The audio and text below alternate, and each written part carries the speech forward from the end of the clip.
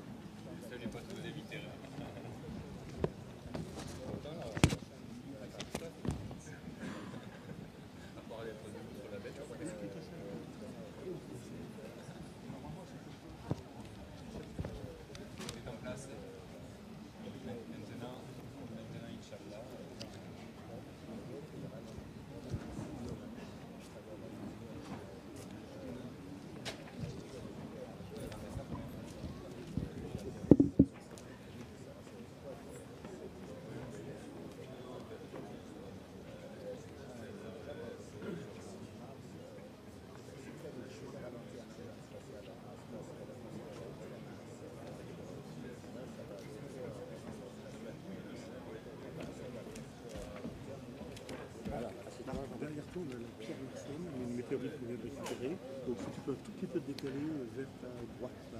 Voilà. 30 secondes. Voilà, pas complètement au centre du banc. Voilà.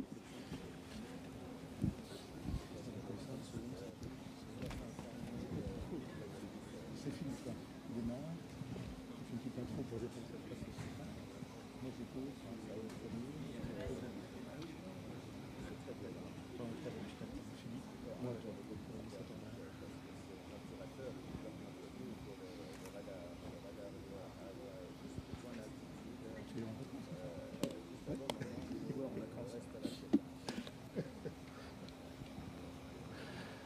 Bonjour à tous.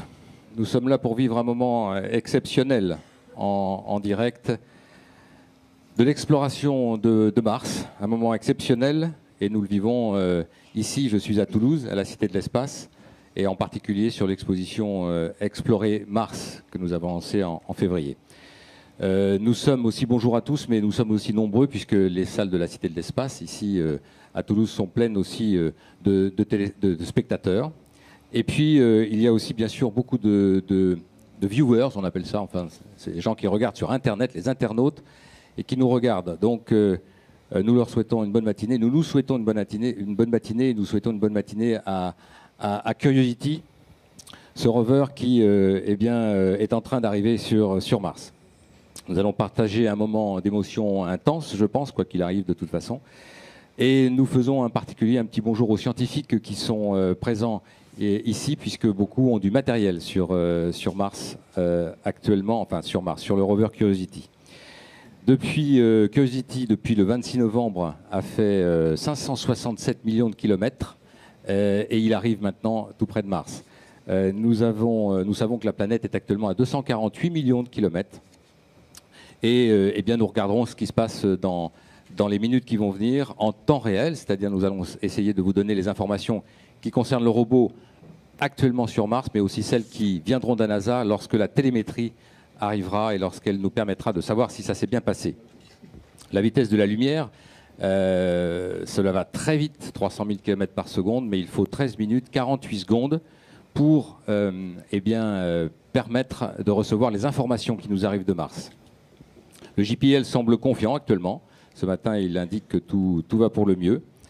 Et nous faisons un petit coucou quand même à 35 ans de sondes Voyager 1 et 2. Ces sondes Voyager 1 et 2 sont parties il y a 35 ans. Elles fonctionnent toujours. Elles donnent toujours des informations. Et actuellement, elles sont aux confins du système solaire. Elles nous indiquent, elles sont à une distance de 16 heures, de plus de 16 heures-lumière, près de 17 heures-lumière.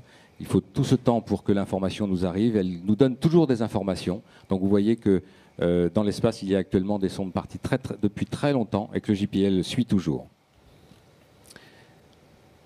Donc nous pourrons savoir tout à fait tout à l'heure si Olivier Sanguy, notre envoyé spécial au JPL, nous donne des informations sur ce qui se passe en ce moment en temps réel aussi dans les salles de presse, mais aussi dans la salle de contrôle du JPL.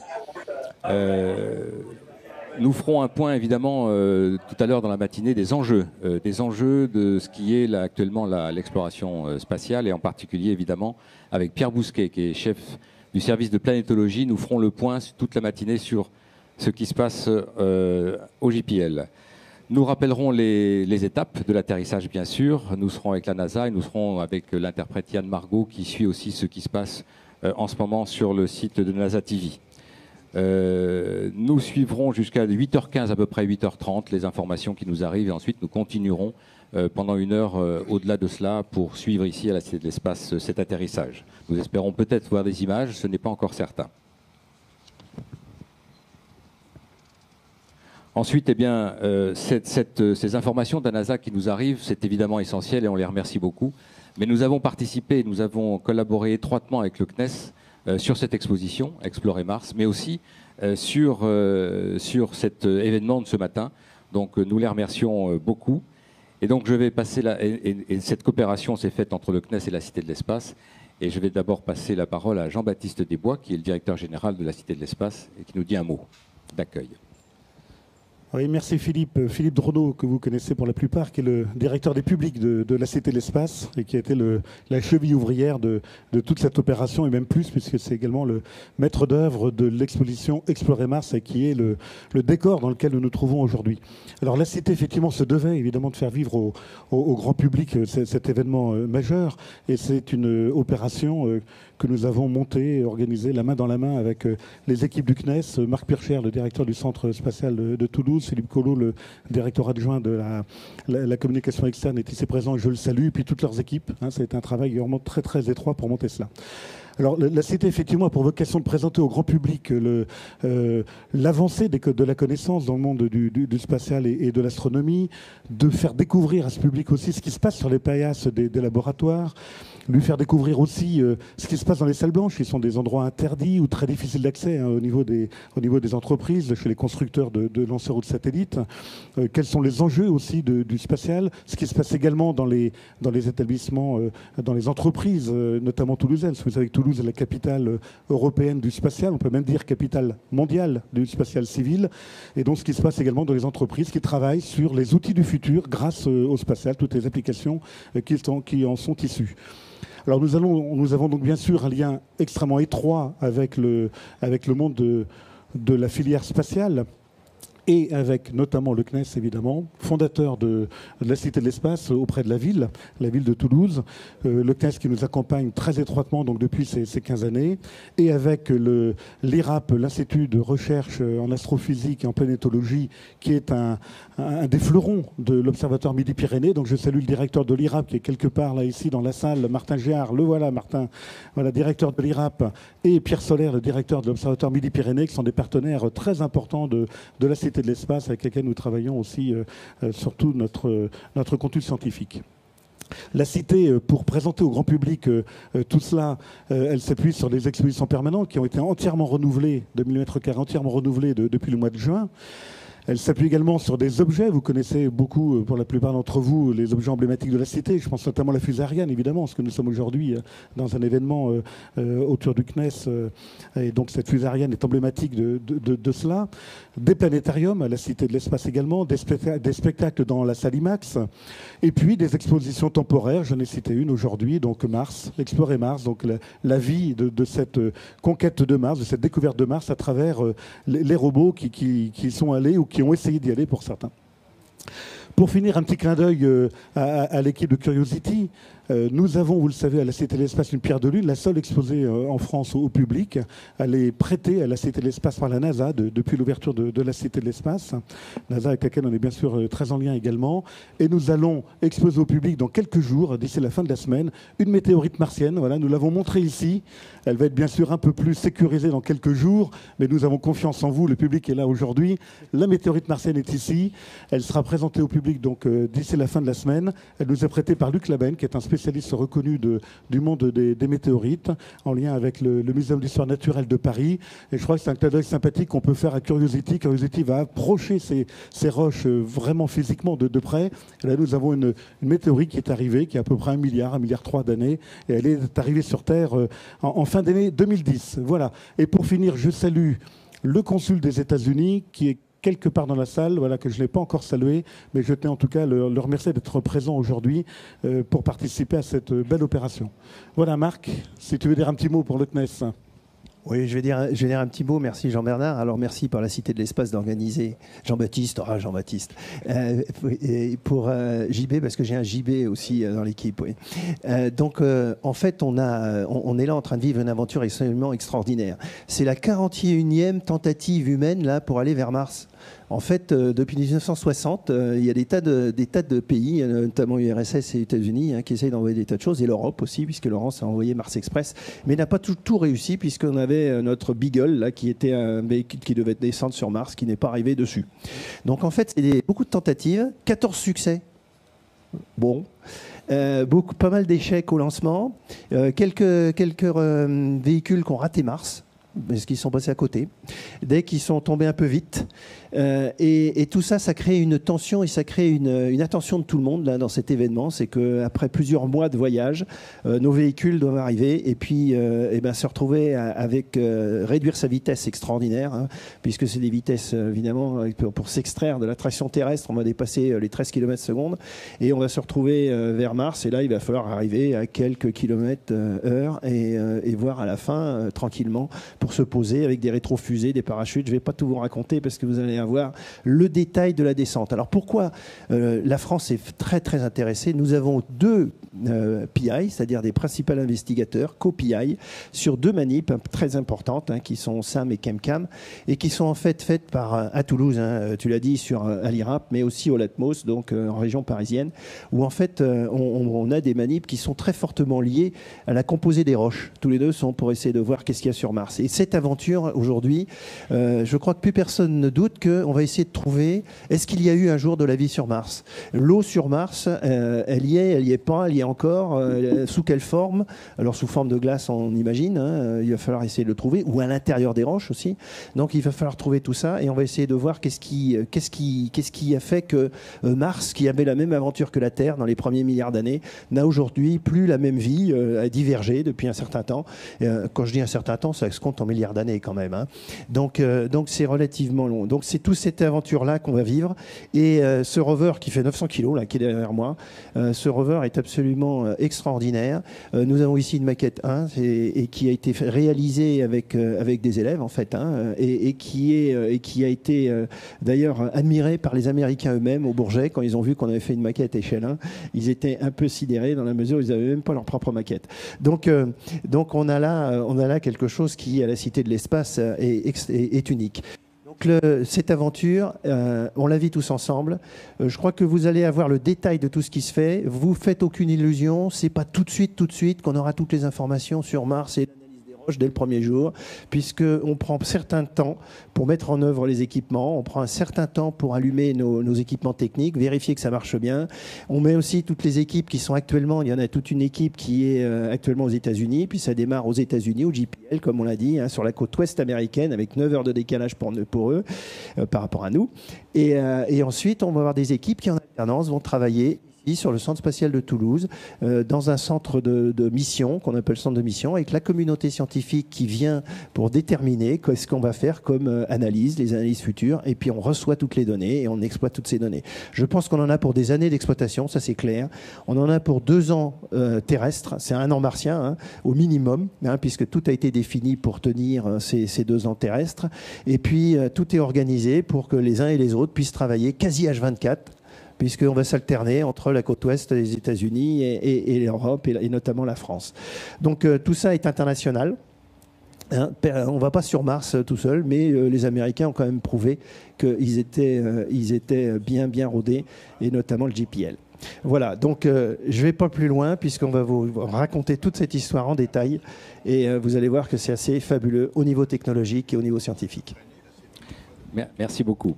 Merci beaucoup. Nous allons maintenant savoir si Olivier Sanguy est au JPL et si nous sommes en liaison avec lui. Oui, Philippe, je t'entends. Oui. Eh bien, Olivier, comment ça se passe au JPL en ce moment? Où en est-on? Eh bien, là, il vient d'y avoir des applaudissements dans la salle de contrôle de Curiosity, puisqu'une étape importante vient de se terminer. Le rover ne reçoit plus de signaux de la Terre, il ne fait plus qu'émettre. Donc, c'est une étape importante dans l'approche de Mars qui a été franchie. Apparemment, maintenant, tout est vert. Et le vaisseau spatial, la capsule qui transporte Curiosity, est donc maintenant intégralement autonome. Elle ne fait plus qu'émettre, elle ne reçoit rien de la Terre. De toute façon, si on devait envoyer un ordre, il arriverait bien trop tard. Mais pour l'instant, tout est nominal. Alors, je suis au JPL en Californie. Derrière moi, vous voyez peut-être cet objet bizarre, c'est Explorer 1. Premier satellite américain qui est bien sûr ici le début de l'aventure spatiale du Jet Propulsion Laboratory. Je crois, Olivier, que tu as prévu un film que tu nous as envoyé il y a très peu de temps. Oui, tout à fait. Il y a à peine quelques heures, j'ai enregistré un message de Sylvestre Maurice, qui est donc le co-responsable de l'instrument ChemCam, qui, je le rappelle, cette caméra chimique qui analyse les roches à distance avec un rayon laser. Cette caméra qui est une coopération franco-américaine avec le soutien du CNES, l'Agence spatiale française. Donc nous allons écouter Sylvestre Maurice qui nous adresse un message.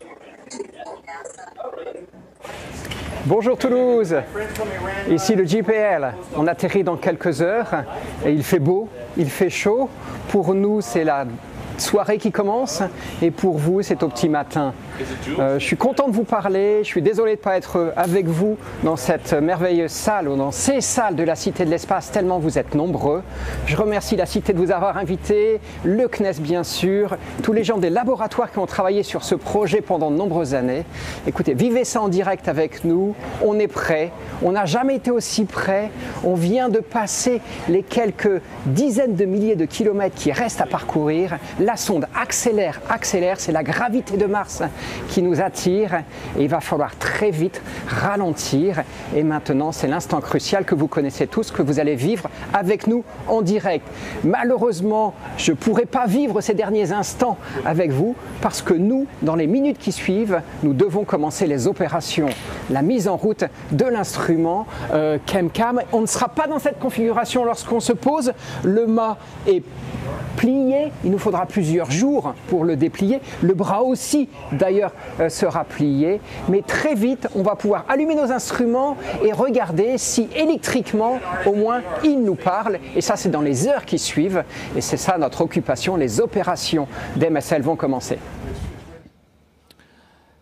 Merci à Sylvestre et merci à Olivier. Olivier, nous sommes ici avec un simulateur qui nous permet actuellement, en principe, là, nous sommes, ce que vous voyez sur le simulateur, si la régie peut l'envoyer, nous sommes en temps réel, c'est-à-dire c'est ce qui se passe sur Mars. C'est-à-dire qu'actuellement, nous sommes dans cette situation et si nous sommes à 4 secondes du séparation ici. Alors bien entendu, ce qui se passe là, on n'en sait rien, c'est ce qui doit se passer normalement, à quelques secondes près aussi, mais j'ai à peu près réglé l'heure. Normalement, on va avoir des informations dans 13-14 minutes de la séparation de l'étage de croisière. Et puis ensuite, il y a un petit moment ensuite qui sera différent, où on va avoir un free flying comme ça. Pierre Bousquet, chef du service de planétologie, c'est ça? Oui, c'est bien ça, oui. Les boutons, voilà. Donc, eh bien, nous allons parler un tout petit peu et rapidement de ce qui se passe et quelle est la différence, quels sont les enjeux par rapport finalement à ces rovers qui sont habituellement, qui ont été plus petits, même si ce sont des très belles réussites. Là, on est vraiment dans un stade différent. Parlez-nous un tout petit peu des très grosses différences maintenant, aujourd'hui, par rapport à ce qui s'est déjà passé dans le passé. On va le regarder un peu en détail là. La principale différence, c'est la taille. La différence évidente pour ceux qui ont les rovers sous les yeux en ce moment, c'est la masse, le volume de ce rover énorme de 900 kg qui est aussi gros qu'une voiture. Vous avez ici la photo réalisée au JPL qui montre un peu le même principe que ce que vous avez sous les yeux. Aller sur Mars, c'est pas facile. Marc Pircher l'a rappelé tout à l'heure, il y a eu beaucoup d'échecs dans le passé pour les missions martiennes. L'atmosphère de Mars est très ténue, donc il est très difficile de se freiner malgré l'utilisation d'un bouclier et de parachute. Et poser un engin aussi lourd que celui-ci est particulièrement compliqué. On peut passer à la planche suivante qui vous montre la réalité de ce que j'annonçais. Le rover est vraiment aussi grand qu'une voiture. Les gens du JPL se sont amusés à le présenter avec le bouclier de rentrée. Donc vous voyez qu'une voiture rentre confortablement dans ce bouclier. Ce bouclier est le plus grand qui ait jamais été utilisé pour une rentrée martienne. Il fait 4,50 m de diamètre. En fait, la NASA s'est pas compliquer la vie en termes de conception, ils ont pris le plus grand lanceur utilisable sur le marché et ils ont fait le bouclier le plus grand possible qui rentrait dans la coiffe de ce lanceur. Planche suivante. Là, on va pas énumérer des chiffres. Les grands principes des systèmes physiques qui seront utilisés pour la rentrée sont tous à l'échelle de la masse du rover. La rentrée se déroule en 3 phases. Une phase qui utilise ce grand bouclier pour réduire la vitesse de 6 km par seconde à 500 mètres par seconde environ. Une deuxième phase sous parachute et une dernière phase pilotée par des rétrofusées qui se termine par l'utilisation du fameux Skycrane, la grue de l'espace, le treuil de l'espace, qui est assez spectaculaire, que vous verrez vers la fin de la présentation. Dès la première phase, on a une grande originalité, une grande innovation, qui est l'utilisation de fusées pour guider la capsule pendant sa rentrée atmosphérique à très haute vitesse. C'est un système très efficace pour poser une grande masse. Ça permet d'optimiser l'efficacité du freinage atmosphérique. Et c'est surtout très précis. Là, vous avez sous les yeux la zone d'atterrissage, la région de Gale. Et la petite ellipse que vous distinguez en haut à gauche du dessin, pointée par une flèche, c'est un tout petit ovale de 20 km dans la plus grande dimension, qui est la zone dans laquelle, à coup sûr, normalement, le rover devrait se poser. Alors actuellement, la NASA disait ce matin qu'elle avait dérivé de 300 mètres par rapport au point central de cette petite ellipse. Donc, 300 mètres, c'est pas beaucoup par rapport à la... C'est de la théorie, hein, mais... 300 mètres, c'est très peu par rapport à l'incertitude visée. Ça montre qu'ils ont bien maîtrisé la navigation. Et donc, ce qui est important dans ce dessin, c'est de comparer cette petite ellipse de 20 km dans la plus grande dimension. On peut revenir au dessin, s'il vous plaît. De comparer cette ellipse à celle des missions précédentes, qui sont les grands ovales qui entourent celui de la mission d'aujourd'hui. Donc, je vous rappelle que le rover se déplace de 100 mètres par jour. Donc pour lui, pour aller dans les zones de plus grand intérêt scientifique, c'est très important d'avoir réduit cette incertitude à quelques kilomètres, 10 km, 20 km, alors que pour la mission Viking, par exemple, on avait une incertitude de 200 km. Ce qui veut dire qu'on ne pouvait pas vraiment aller là où on le souhaitait. Alors qu'aujourd'hui, la NASA s'est donné les moyens de conduire le rover vraiment dans les zones d'intérêt scientifique maximum. Je crois qu'on a un petit film à passer sur le parachute. On va le voir tout de suite. Oui, le parachute, lui aussi, est le plus grand jamais utilisé. Ce film montre son essai, son test en soufflerie. 16 mètres de diamètre physique sur ce parachute. Vous pouvez mettre ça à l'échelle de votre maison ou d'un bateau qui serait déjà très beau. Oui, c'est une des phases cruciales qu'il va devoir réussir aujourd'hui.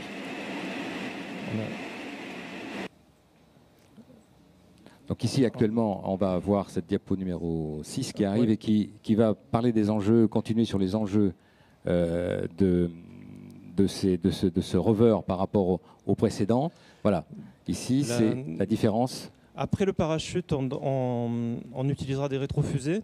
Et la nouvelle originalité de cette mission sera l'utilisation de ce que j'ai appelé le treuil de l'espace, mais certains d'entre vous certainement le connaissent sous le nom de Skycrane. Vous allez voir un peu plus tard un essai qui montrera comment il a été validé au JPL. Donc c'est un système très original, mais qui est particulièrement élégant puisqu'il va permettre de ne poser en douceur que la partie noble de la mission, le rover tout seul.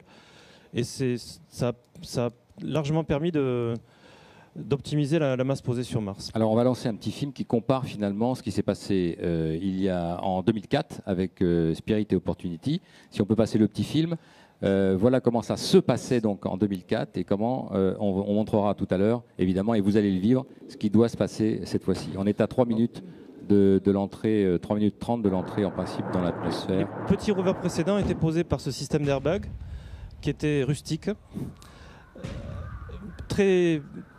Relativement fiable, puisqu'il permettait de tolérer des vitesses horizontales. À cause du vent notamment, on pouvait accepter d'être posé avec une vitesse verticale relativement importante et une vitesse horizontale aussi de quelques dizaines de mètres par seconde. Mais on conçoit qu'il aurait été difficile de poser une voiture de 900 kg sur ce principe-là. Alors, on a des nouvelles d'Olivier Sanguy au JPL. Une seconde. Olivier Sanguy. Oui. Oui, bonsoir. Donc là, on vient de passer une étape extrêmement importante. Il y a eu des applaudissements dans la salle de presse. Il a été confirmé que Mars Odyssey, la sonde qui tourne depuis 11 ans autour de Mars, serait bien en place pour écouter Curiosity jusqu'au bout. Eh bien, ça, c'est une bonne nouvelle parce qu'on souhaitait avoir évidemment ce matin des nouvelles en direct, puisqu'il n'y a que Mars Odyssey qui est capable de nous retransmettre la télémétrie, à part les petits tones qu'on entend quelquefois et qui sont eux qui passent directement. Et Mars Odyssey est essentiel. Merci Olivier, on continue pour pouvoir rester dans le timing. Donc, là, vous avez sous les yeux les principaux étages du matériel. En haut, le module de croisière, le cruise stage, qui a été déployé normalement aujourd'hui, à l'instant où on parle, mais on ne le sait pas encore. La coque arrière de protection thermique. Le descent stage, c'est le module qui contient les rétrofusées, auquel le rover en dessous sera accroché par le treuil. Et en bas, en forme de chapeau chinois à l'envers, le bouclier, qui est utilisé pendant les 4 premières minutes chaudes, les 4 premières minutes à très haute vitesse quand on rentre dans l'atmosphère. Je crois que nous avons... Planche suivante, on voit des tests du radar.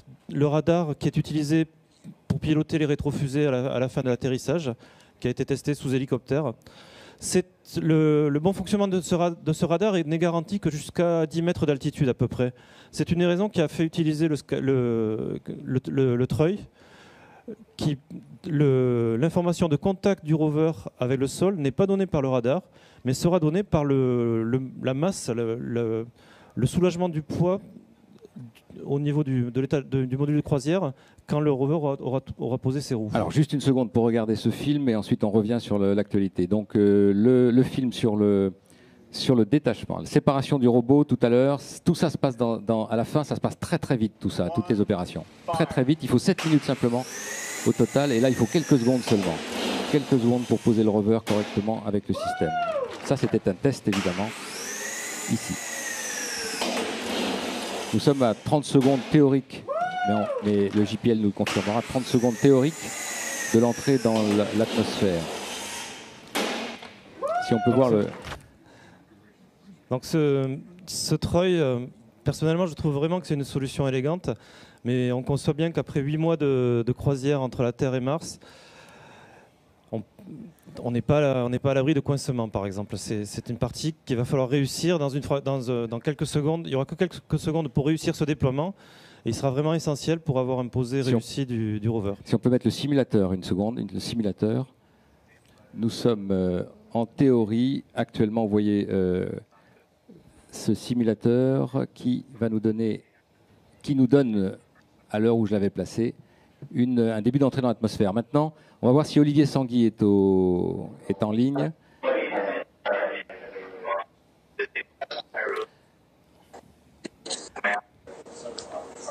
Olivier ?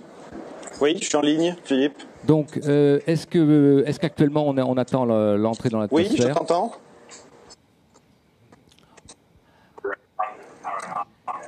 Est-ce que tu as des nouvelles de l'entrée dans l'atmosphère actuellement ? Oui, tout à fait. Là, ils ont armé toute la pyrotechnie qui doit charger de la séparation et on attend donc confirmation qu'il y a bien eu séparation. Alors, voilà, là, à l'instant où je vous parle, ils disent « We are firing our first pyro », c'est-à-dire nous mettons à feu nos... Non, pour l'instant, ils en sont à séparer l'étage de croisière. Ils vont mettre à feu les systèmes pyrotechniques de séparation. D'accord, l'étage de croisière... Oui, j'ai une coupure son là.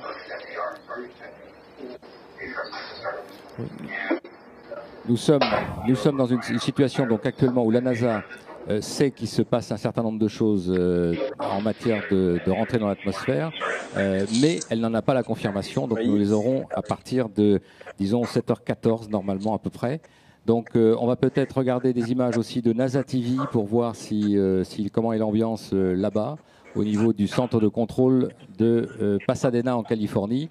C'est actuellement 76 charges pyrotechniques qui vont fonctionner pour pouvoir séparer tous les modules, puisqu'actuellement le rover pesait tout à l'heure 3900 kg. Il perd 500 kg avec l'étage de croisière. Et ensuite, il arrivera, il fera 900 kg seulement parce que tous les étages se séparant pèsent évidemment beaucoup. Leurs masses sont très importantes. On peut rappeler peut-être la chronologie.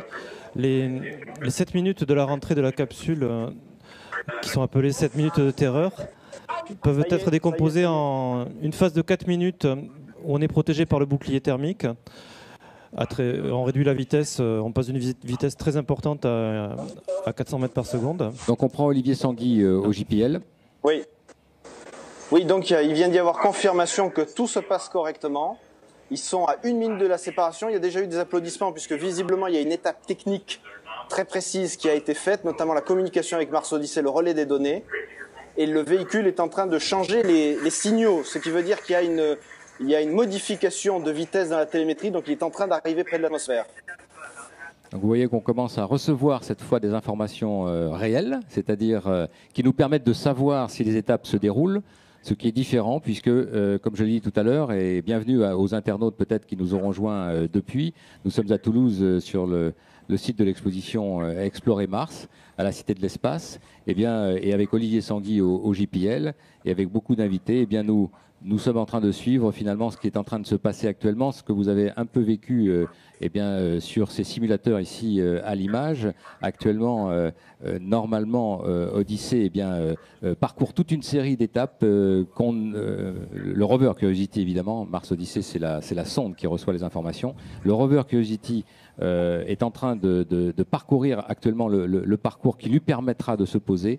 Et nous commençons à recevoir les informations qui passent par la satellite Mars Odyssey. Nous commençons à recevoir les informations au JPL. Actuellement, 7h14, normalement, on devrait commencer à recevoir les informations de séparation de l'étage de croisière. L'étage qu'on a vu tout à l'heure. Ce que vous voyez à l'image actuellement sont les informations qui concernent le rover Curiosity, disons encore dans l'ensemble de son système de protection, tel que ça se passerait sur Mars en ce moment. Tel que ça se passe, oui. On est à moins de 3 minutes de l'atterrissage réel de Curiosity. Absolument. Le parachute se déploie pour que les rétrofusées s'allument. Pour que pas les rétrofusées, les moteurs. Vous voyez actuellement sur le simulateur en fait des informations qui sont celles de ce qui se passerait sur Mars en ce moment, avec une séparation du rover. Vous voyez du bouclier. Ah, c'est le bouclier thermique. Donc le bouclier thermique qui a lui est passé par une étape à 2500 degrés. Il y a eu déjà des freinages de type 12G à 13G, ça pouvait aller jusqu'à 15G, et il faut savoir que 9 dixièmes de l'énergie a été perdue par le bouclier, grâce au bouclier, et donc actuellement c'est le parachute qui va freiner Curiosity, mais l'atmosphère de Mars étant extrêmement peu dense, le parachute ne peut absolument pas poser doucement Curiosity, ce serait impossible, et donc c'est pour ça qu'il y a une étape ensuite très particulière. On va attendre. Reste pendant 2 minutes. Alors Olivier Sanguy au JPL, as-tu une information ? Oui, j'ai une information. Alors, je vous rappelle que moi, je suis en temps Terre, pas en temps martien, c'est-à-dire ce qui s'est passé il y a 13 minutes, mais que les ingénieurs du JPL ont vu s'afficher sur leur console. Donc, on a largué l'étage de croisière, et chose très importante, ont été larguées des masses d'équilibre. Alors, il y a une vidéo sur @explorer Mars, le fil Twitter. Il y a une vidéo d'un ingénieur du JPL qui explique qu'en fait, le bouclier de Curiosity n'est pas symétrique. Il est légèrement de travers, on va dire. Et quand on éjecte ces masses, Curiosity se met à tourner sur lui-même. Vu qu'il n'est pas symétrique, on peut le faire aller à droite, oui, en fait, à gauche, un peu en avant, un peu en arrière. Et donc, le logiciel de bord, l'ordinateur, en fonction des informations qu'il a d'accélération, de bouger, peut encore un petit peu s'ajuster. Voilà, je voudrais qu'on montre le simulateur, s'il vous plaît. Le simulateur. Donc actuellement, il est 7h17-21. Normalement, on est en phase de descente finale, c'est-à-dire qu'actuellement, si tout s'est bien passé, voilà ce qui est en train de se passer sur Mars, à quelques dizaines ou 30 secondes près. C'est difficile à dire. La NASA parlait d'une incertitude de 1 à 2 minutes, en gros, à cause de l'atmosphère. Voilà ce qui se passe en ce moment. Et on va revivre toutes ces étapes-là en télémétrie, c'est-à-dire avec les données réelles que nous donnera la NASA lorsqu'elle les aura reçues, si ça se passe bien par Mars Odyssey. On est dans l'instant le plus critique de la mission, en réalité. on en aura encore la confirmation dans un quart d'heure, mais ce qui est en train de se passer, c'est la dernière minute qui précède le toucher de roue du rover. Le Skycrane s'est déployé et à très très faible vitesse, ça y est, le rover a touché les roues normalement. Bon, Voilà. c'est en train de se passer à quelques secondes près, puisque l'atmosphère étant pas connue, il y a un peu d'incertitude. Mais C'est évidemment le particulier. rover devrait être sur Mars. Il faut savoir que quand Apollo s'est posé sur la Lune, il y avait 1 seconde d'écart, 1 seconde de lumière. Ça veut dire qu'on pouvait dialoguer avec eux. À partir de la Lune, quand on part plus loin, c'est fini, on ne peut plus dialoguer. Il s'agit d'un monologue et donc les dialogues ne seront pas possibles. L'automatisme est obligatoire, il n'est plus possible de piloter. On est forcément passif et on a même un décalage, ce décalage qui maintenant est de 13 minutes 48 secondes pour que les informations du posé au sol nous arrivent. Et il faudra quelques secondes de plus peut-être entre les réseaux et Internet. Donc le rover est sans doute sur Mars à ce moment, et personne ne le sait. Voilà, et à 7h24, donc dans 6 minutes à peu près, on devrait recevoir les télémétries de rentrer dans l'atmosphère. On attend maintenant la télémétrie de rentrer dans l'atmosphère. Alors a priori, ces télémétries-là, puisque Mars Odyssey a l'air de fonctionner, tout fonctionne bien, on devrait l'avoir, puisque c'est une phase qui normalement se déclenche passivement. La rentrée dans l'atmosphère, ça va arriver, c'est clair. Vous avez vu sur la simulation tout à l'heure peut-être des traces de suie à l'arrière de la coque de protection. Les réalisateurs de cette animation ont pris beaucoup de soin. Ils vous montrent à quel point la phase atmosphérique est une phase chaude, dynamique. Le bouclier est porté à 1500 degrés. Et la face avant du bouclier se carbonise. Ce qui dégage, c'est ces traînées de noirâtre qui vont se salir l'arrière du bouclier. Merci de mettre NASA TV, puisque maintenant le simulateur ne sert plus à rien. Nous allons mettre NASA TV en fond, puisque maintenant il s'agit d'émotions. Les émotions vont arriver, puisque au centre de contrôle maintenant, petit à petit, vont arriver les télémétries. Alors il y a encore un tout petit peu de temps. Je crois qu'on peut simplement, au niveau de ces étapes, dire que c'est tout de même une grande première qu'on puisse piloter un engin, c'est-à-dire que on a réduit, comme on disait, l'ellipse, c'est-à-dire qu'il se pose très précisément au cœur d'un cratère. Alors évidemment, on vit une étape d'ingénieur, on vit une étape technique. Ce rover est là pour faire de la science, et c'est essentiellement pour ça qu'il a été envoyé, évidemment. Maintenant, la science n'arrivera que lorsque le rover sera posé. C'est pour ça que cette étape-là, elle est une étape d'émotion comme celle du lancement. En fait, c'est un lancement à l'envers, en quelque sorte, se poser sur Mars, avec la grosse difficulté que l'atmosphère est très peu dense. Donc, on est vraiment dans du vide. Et on a vu tout à l'heure l'accélération fantastique de la chute, puisque vous savez que c'est au carré de la vitesse.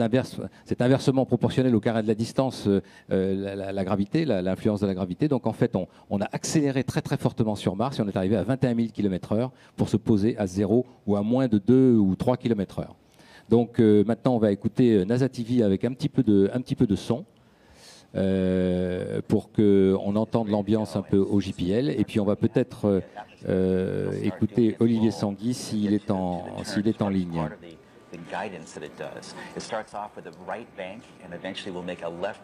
Et si on peut mettre NASA TV avec un tout petit peu de son.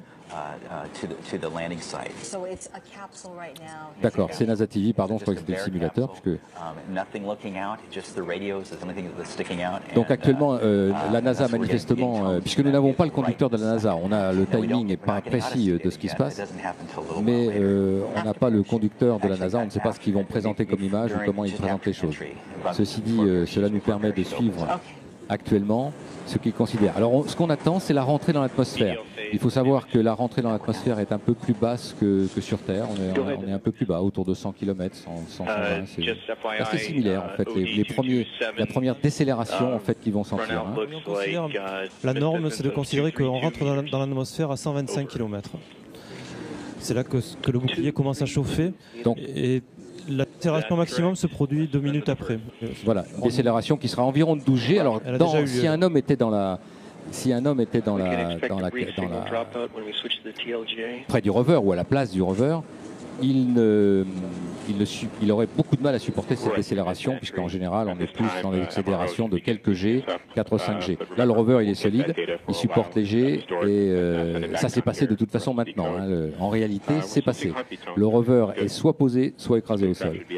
Par contre, c'est la NASA qui va nous dire maintenant si toutes les étapes se sont passées. Les dernières étapes sont extrêmement rapides. Il y a quelques étapes un peu plus longues en ce moment, mais les étapes, une fois que la rentrée dans l'atmosphère est partie, ça commence à chauffer et ça commence à freiner. Et il faut savoir que le rover, il y a deux ordinateurs à bord. Deux ordinateurs à bord, un backup et un ordinateur qui va régler par rapport au modèle. En fait, il y a un modèle attendu et en fait, le pilotage se fait en fonction de ce qui se passe au niveau de l'atmosphère. Est-ce que c'est plus ou moins dense? Est-ce qu'il y a plus ou moins de tempête, plus ou moins de vent? On l'a pas expliqué en grand détail, mais le pilotage guidé qui a réduit l'ellipse de précision d'atterrissage est là pour corriger les incertitudes sur l'atmosphère. Sur Mars, il y a une météo comme sur Terre avec des modèles d'atmosphère qui changent chaque jour. Alors, ce que je propose, c'est qu'on écoute NASA TV maintenant.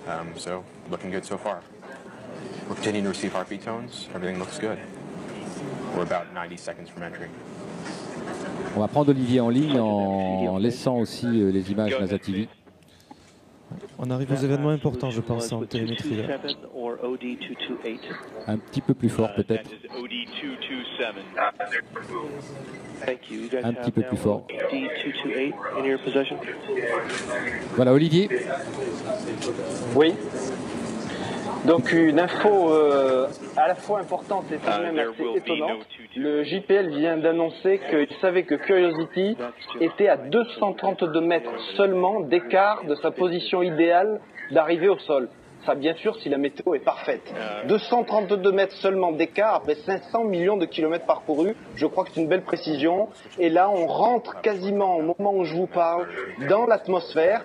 C'est-à-dire, comme toujours, on reçoit les signaux au moment où Curiosity rentre dans l'atmosphère. Donc là, on est réellement dans les derniers moments. Ça y est, Curiosity... On reçoit les signaux de Curiosity dans l'atmosphère, c'est en train de chauffer très fort. Voilà, alors bien sûr, on est en train de toujours parler de l'information qui nous arrive, mais maintenant on va la vivre aussi en temps réel terrestre.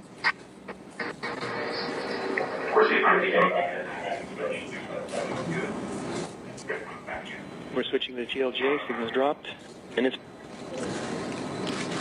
We just saw the signal drop, and in case we change antennas. We're seeing heartbeat tones again after the switch. Things are looking good. Alors, bien sûr, le fait de... Donc on passe Olivier en permanence, voilà, en cartouche. Olivier, oui. Oui, donc ils ont entendu, ils savent qu'ils sont dans la phase d'entrée guidée, c'est-à-dire la capsule porteuse de Curiosity fait ce qui a été décrit juste à l'instant, c'est-à-dire que les orientations du bouclier permettent de faire des ajustements pour les éventuels impondérables de la météo martienne. Ce matin, on a vu que la météo était bonne, et maintenant, je peux vous dire qu'on commence à sentir ce qu'a dit John Grunsfeld ce matin, c'est l'astronaute qui a fait la dernière mission vers Hubble, qui passe en IMAX 3D à la Cité. Il a dit, c'est le calme avant la tempête. Et c'est vrai qu'au JPL, c'était calme, mais maintenant, c'est la folie.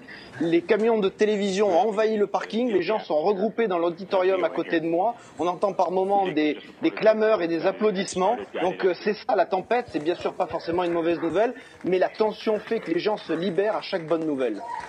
Et oui, puisque Mars Express aussi, la sonde de l'Agence spatiale européenne, est en train d'écouter. Mars MRO est en train de filmer même la rentrée dans l'atmosphère, en tout cas de l'imager. Mars Odyssey transmet les données. Et nous avons aussi Madrid, Goldstone et Canberra qui sont partout dans le monde en train d'écouter pour pouvoir le Deep Space Network, c'est-à-dire ce réseau d'antennes qui est sur Terre et qui permet d'écouter l'espace profond et les sondes spatiales. On peut dire deux mots sur les informations qui parviennent en ce moment au JPL. Il y a deux bandes de fréquences, une qui donne les battements de cœur du système. Toutes les 10 secondes, il transmet un bip disant « Je suis en bonne santé, je suis encore vivant et je vous parle ». Et en parallèle, sur une autre bande de fréquences, chaque événement important, la séparation du bouclier, l'ouverture du parachute, etc. Voilà, ça est confirmé. Et là, on vient d'avoir une confirmation, j'ai l'impression. On applaudit au JPL. Donc ça va être très important parce que l'étape de parachute était très redoutée. Donc ils vont certainement savoir assez vite si le parachute fonctionne et est ouvert.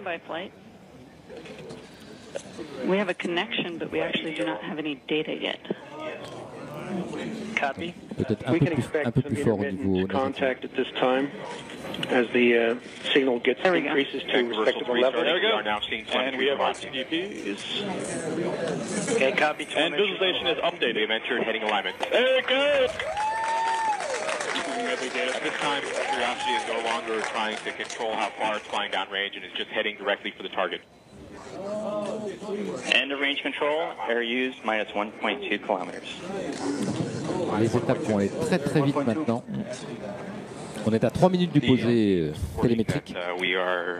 Things look pretty good at the end of range control. We have converged a lot of the error and we should be heading for the target. Pretty good. Ça a l'air bon. Flight EDL, TDS warning is okay. Copy. Power on. We are seeing a tone from indicating that we have seen heating on the heat shield through the MEBD instrument. Everything looks fine. This is as expected. Donc actuellement, on attend évidemment. During this heading alignment phase, we're flying almost horizontally like a plane. Tant que le rover est sous parachute, il est encore bien tenu. Et ensuite, le Skycrane va prendre le relais.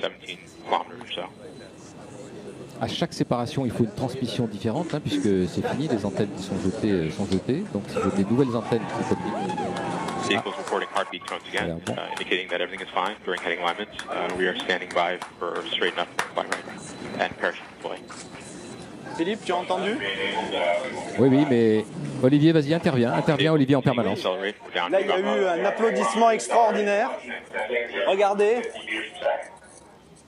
Voilà. Alors là, ils attendent une confirmation nominale. Toujours nominal. On est nominal. Le parachute doit être ouvert là. Attention. Voilà. Le bouclier, heat shield is off. Le bouclier thermique vient d'être préparé. On est sous parachute, le bouclier est largué. Donc maintenant, ça y est, il est en réaction. Il était très chaud. Le bouclier était très chaud, il était urgent de s'en débarrasser. Regardez. Et on est encore sous parachute. Regardez ce monsieur à côté de moi qui est en train de vivre l'atterrissage. You are with friends. Et il est véritablement sur les charbons ardents. Oh, how are you going? Comment allez-vous?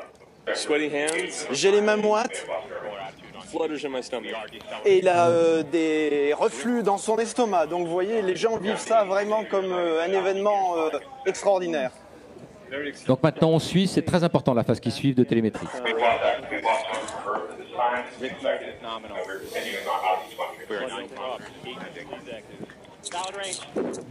Ah, le radar fonctionne. Le radar fonctionne. C'est évidemment important. C'est lui qui va guider la propulsion. La Curiosity est à quelques dizaines de mètres du sol.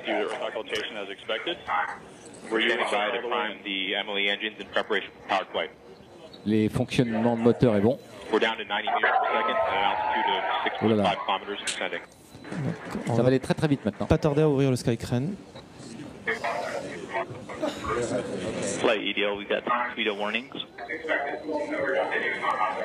It is in battle mode, so it should power stone. Director of communications at this time. We may have lost it already. Un petit peu plus fort. We're down to 86 meters per second at an altitude of 4 kilometers and descending. Le Skycrane bientôt, la grue volante bientôt. We've lost tones from Earth at this time. This is expected. We're continuing on Odyssey telemetry. Le chef de projet a l'air un peu inquiet. Ground solution equals minus 10.8 meters, vertical velocity of minus 82.8 meters per second. Start enabled, standing by for backshell separation. Signal to Odyssey is still strong. Philippe? Oui. Le signal est encore fort. Oui, ils viennent de calculer l'erreur de largement de la grue volante n'est que de 5 mètres 9, donc ils sont dans les fourchettes largement, et le taux de descente est correct. Ok, c'est essentiel. Il va le larguer sur des câbles. Ils ont toujours un signal très fort. Attention! Il y est! C'est confirmé, on est en sécurité sur Mars. We are safe on Mars. Ils y sont.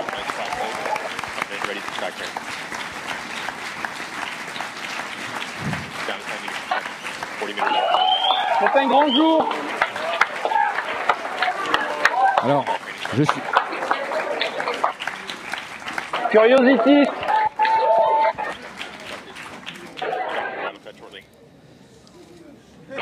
Signal remain strong. On a du mal évidemment, c'est extraordinaire, on a tous applaudi parce que les télémétries sont bonnes. J'ai le souffle coupé. Hein. Oui. Ça fait 10 ans qu'on attend ça maintenant. Donc, on peut rendre hommage au JPL, à la NASA. Ce qu'ils ont fait, c'est extraordinaire. Alors évidemment, c'est très virtuel parce que c'est des informations. Regardez, on a tout le monde se lève.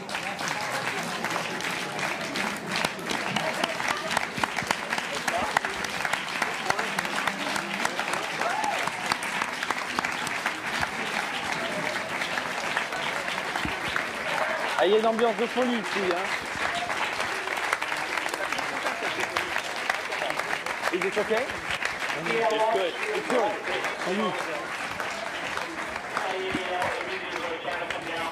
Bon, on s'embrasse pas, mais presque. Hein. Ah oui, c'est terrible. C'est assez fabuleux. Je ne sais pas si vous voyez, il y a des centaines de trucs qui ont dû marcher, tous les uns après les autres. Et dans notre jargon, on disait c'était plus de 100 points de panne unique. Ça veut dire que chaque truc, si ça ne marche pas, eh ben, ça ne va pas au bout. Donc c'est absolument extraordinaire qu'après 800 millions de kilomètres, eh ben, vous avez un équipement qui marche avec des pyrotechnies qui sont restés bloqués, des câbles qui sont restés enroulés, des parachutes qui sont restés bloqués et dont on ne peut pas tester tout au sol de la même façon, puisque au sol, on ne sait pas valider complètement tout ce système. Donc c'est absolument fabuleux d'avoir ce rover de 900 kg posé. Alors maintenant, l'aventure scientifique va commencer et on pense bien que les gens de l'IRAP et du LATMOS vont s'y mettre. Donc on a nos deux PI là en France, hein, parce qu'il faut quand même les nommer. Donc on a Sylvestre Maurice que vous avez vu tout à l'heure, qui est là-bas au JPL, et puis Michel Cabane, hein, qui se trouve... alors je ne sais pas trop s'il est JPL ou pas, mais j'espère pour lui qu'il y est, parce que l'ambiance est absolument extraordinaire. Il y est, on l'aura peut-être tout à l'heure. En tout cas... je pense que c'est Jérôme Lassus qui va venir avec nous et on va pouvoir parler un petit peu des instruments scientifiques justement, hein, de ChemCam notamment, avec son PowerPoint. Mais en tout cas, on attend encore une seconde pour savoir si Olivier est encore en ligne actuellement. Oui. Est-ce qu'Olivier est encore en ligne? Je bascule en Skype. Allô? Attendez, 30 secondes. Philippe? Ok, Olivier, juste un petit mot pour nous confirmer. Non. Oui, rapidement, c'est safe and ground et il y a des images. Je répète, il y a des images qui arrivent. Ah, il y a des images qui arrivent. Oui, je les ai vues sur l'écran de contrôle de la NASA. Elles arrivent, il y a des images en basse définition, mais elles arrivent. Je vous reprends dans un petit moment. Oui, pardon, excusez-moi.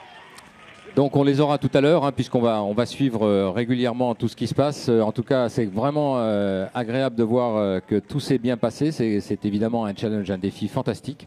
Et nous restons en contact, hein, bien sûr, à la régie avec Olivier qui reviendra dans 5 minutes nous dire, mais d'avoir des images, il y a peut-être des images, on va peut-être attendre. En tout cas, on laisse toujours NASA TV en ligne et en images, au moins en cartouche, puisque c'est un moment très très fort. Et donc, ça veut dire qu'il y a des images.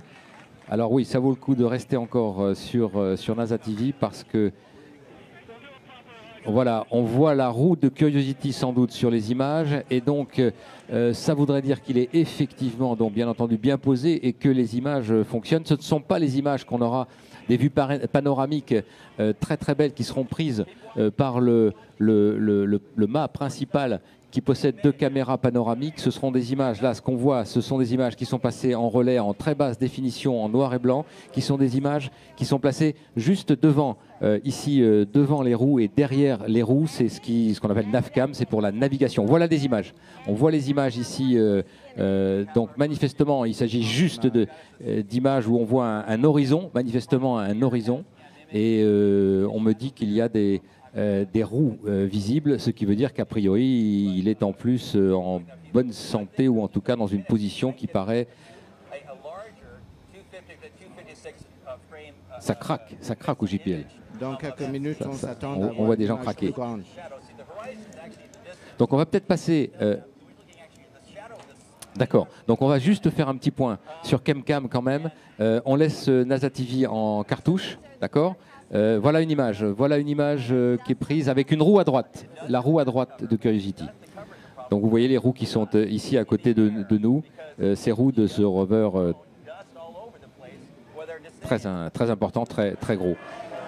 Donc on laisse en cartouche, on va essayer de continuer encore à peu près une petite demi-heure. On passe actuellement le film. Non, on le passera après le film. On va commencer avec Jérémy Lassus. Merci. Bien collé, voilà. On va parler de ChemCam. En fait, si on peut passer le PowerPoint de Jérémy et mettre NASA TV en cartouche. D'accord. Voilà, ChemCam, c'est un... Alors, ChemCam, je vais vous présenter l'instrument ChemCam qui est en fait un instrument qui va nous permettre d'analyser les roches à distance du rover et qui se trouve là-haut sur le mât du rover, là où on a en fait un télescope et un laser qui nous permettent de faire ça. Alors si on peut passer... ChemCam est ici d'ailleurs, c'est le modèle thermique qui est ici Donc le modèle est à gauche. Ici, le modèle à gauche. Hein. Voilà, à gauche, ce n'est pas une maquette, c'est le modèle thermique et mécanique de ChemCam qui a été réalisé à Toulouse pour ce rover et qui est présent maintenant sur Mars et j'espère en bon état. Oui.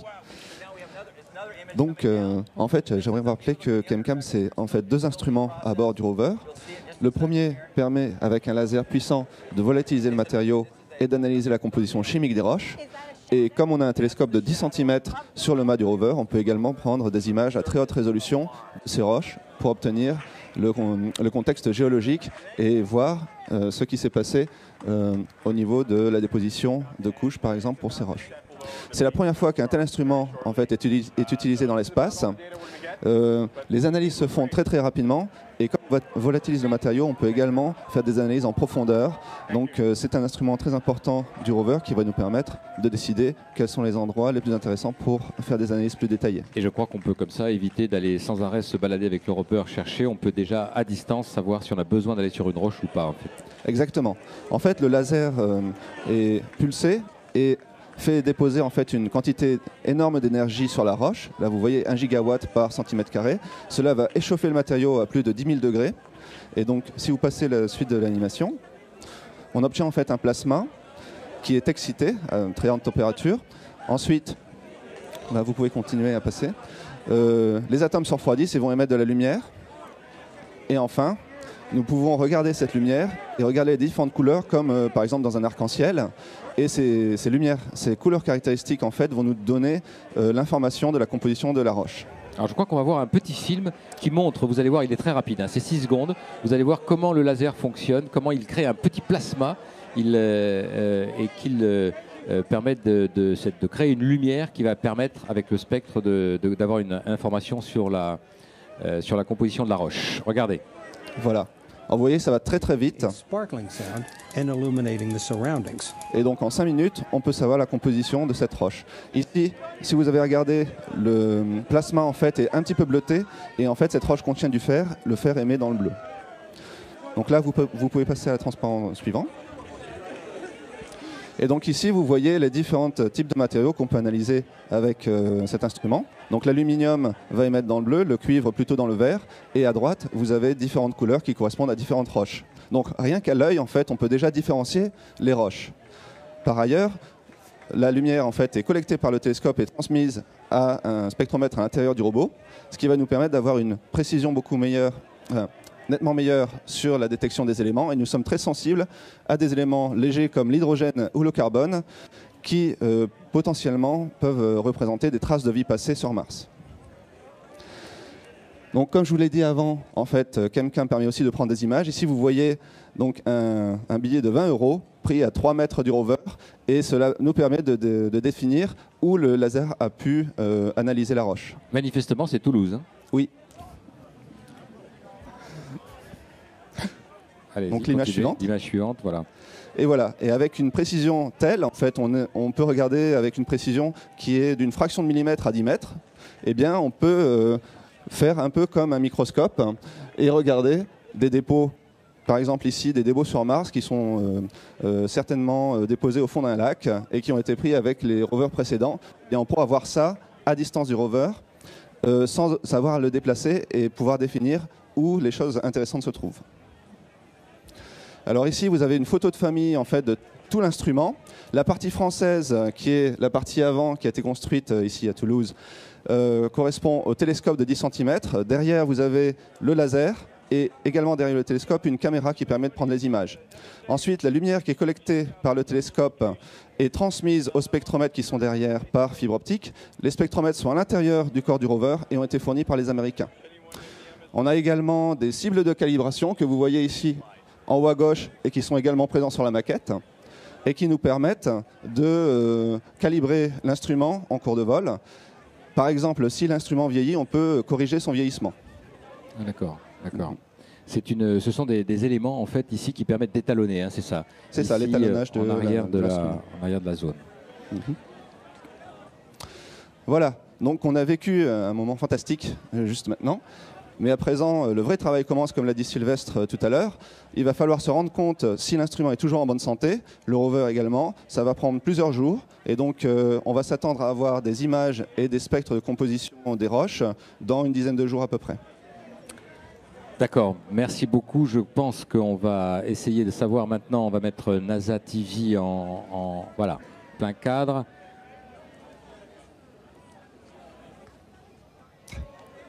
Manifestement, dans le centre de contrôle, ils se tiennent un peu aux chaises. Ils ont un peu le cœur qui cède parce que, en fait, c'est vrai que c'est une tension considérable. D'autant plus qu'on est passif à un moment donné. Il n'y a que le travail fait avant qui peut servir.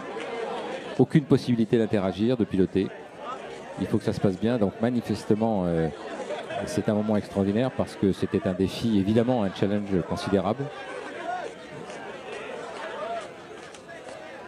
Le JPL était conscient qu'ils avaient tout fait en fait. C'est ce qu'ils disaient hier dans la communication. Ils avaient tout fait et donc ils étaient confiants. Qu'ils pensaient que tout avait été fait pour que ça marche et qu'ils n'auraient rien pu faire de plus. Et que de ce fait, les dés étaient jetés. Est-ce qu'on a notre correspondant Olivier Sanguy, donc, qui est rédacteur en chef d'EnjoySpace.com, c'est le site internet d'actualité de la Cité de l'Espace. Nous vous rappelons, si vous nous rejoignez, que nous sommes actuellement à la Cité de l'Espace, à la Cité de l'Espace à Toulouse, et nous sommes sur l'exposition temporaire Explorer Mars, juste à côté de la réplique ici du rover qui est avec nous et qui cette réplique à l'échelle 1 qui est très impressionnante et qui semble cette fois nous indiquer qu'il aura une jolie vie. Oui. Allô. Oui. Oui, c'est Alain Gaborio là. Bonjour Alain, qui est chef de projet et coordinateur. Philippe. Bonjour. Eh bien là, ça y est, on a assisté à tout ça en live ici. Ça s'est passé à la seconde près et rapidement on a eu même, je pense que vous les avez vus, on a eu les images prises par les Hascam caméras. On a vu la photo de la roue d'une roue du rover et on a vu l'ombre du rover sur la planète aussi. La voilà, on la voit en ce moment. Voilà, si vous avez les mêmes images, je les vois là sur l'écran. À gauche, vous avez l'ombre du rover sur la planète. Et à droite, vous avez on voit la roue, une des roues du rover sur la droite de l'image, un petit peu sombre. Tout à fait. Là, les gens, c'est de la folie. Hein. Il y a une ambiance incroyable.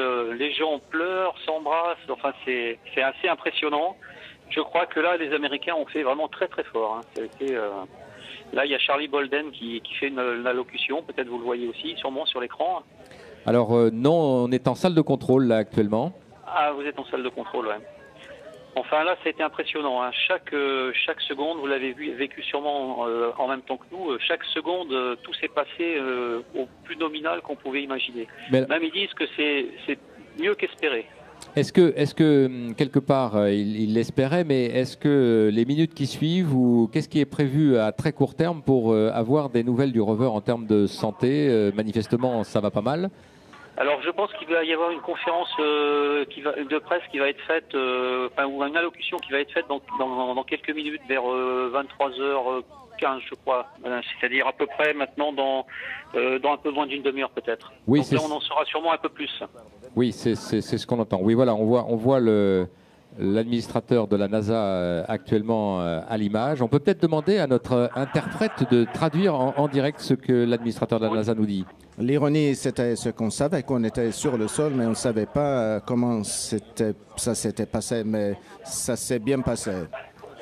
Donc là, quand même, c'est incroyable. C'est assez impressionnant ce qui s'est passé là. Je crois que c'est un très grand jour pour tous nos partenaires. Qui sont très habitués à tous ces missions, pour le public américain. Sont très impressionnés par tout le monde devrait être très fier. C'est mon rover sur Mars. On va laisser. C'est ce que je ferai. Merci Alain, merci Alain d'être intervenu. On est vraiment très heureux de ce qui s'est passé là-bas. On va laisser encore Charles Bolden parler un tout petit peu là. On va l'écouter. Voilà, ok. Allez, merci. À bientôt. À bientôt Alain. C'est un très grand jour. Dans une minute, on verra Dr. Charles Alati. Maintenant, on retourne à la salle de contrôle. Est-ce que David Kossia est là Monsieur Kossia est là.